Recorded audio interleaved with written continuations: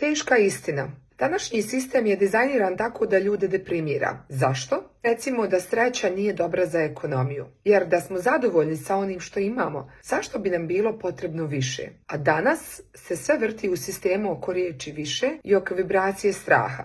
Kako prodati kremu protiv starenja? Natjerajte žene da brinu o procesu starenja. Kako navesti ljude da kupe osiguranje? Natjerajte ih da brinu apsolutno o svemu. Kako ih natjerati na plastičnu operaciju, ističući njihove fizičke mane? Kako ih navesti da kupe pametni telefon, tako da se osjećaju kao da ne pripadaju čoporu? Biti miran postaje neka vrsta revolucionarnog čina. Da budete zadovoljni samo sa svojim postojanjem. Da budete u redu sa svojim neurednim ljudskim ja. Da budete slobodni od manijakalnog šopinga bilo koje vrste. Čovjek postaje slobodan kada spozna snagu vlastite ličnosti.